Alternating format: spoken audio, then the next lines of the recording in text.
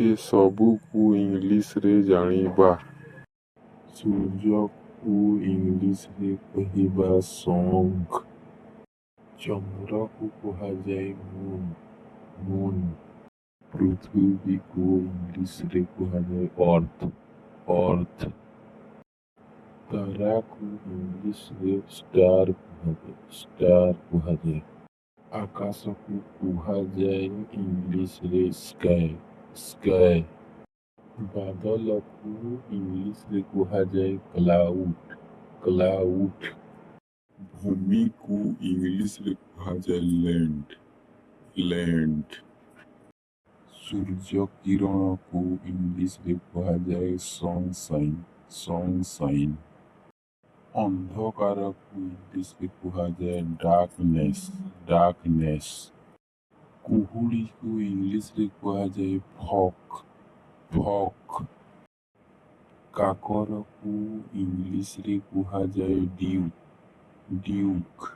ଭୂମିକମ୍ପକୁ ଇଂଲିଶରେ କୁହାଯାଏ ଅର୍ଥକ୍ୱିକ୍। ଝଡ଼ ବା ତୋଫାନକୁ ଇଂଲିଶରେ କୁହାଯାଏ ଷ୍ଟର୍ମ। ଘୂର୍ଣ୍ଣିବଳୟ ବାତ୍ୟାକୁ ଇଂଲିଶରେ କୁହାଯାଏ ସାଇକ୍ଲୋନ୍। ଉପସାଗରକୁ ଇଂଲିଶରେ କୁହାଯାଏ ବେ।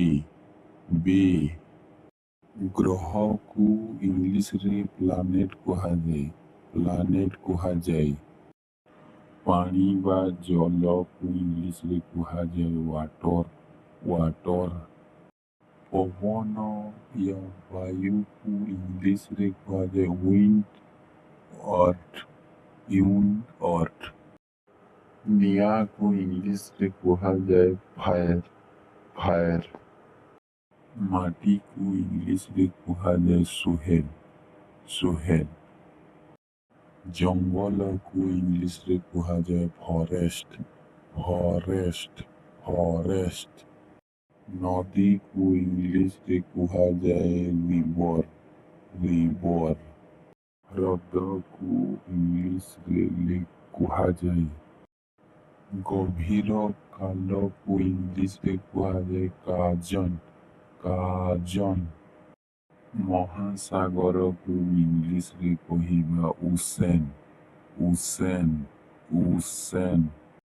ସମୁଦ୍ରକୁ ଇଂଲିଶରେ କହିବା ସିଲ୍। ବର୍ଷାକୁ ଇଂଲିଶରେ କହିବା ରେନ୍। ପଥରକୁ ଇଂଲିଶରେ କହିବା ରକ୍।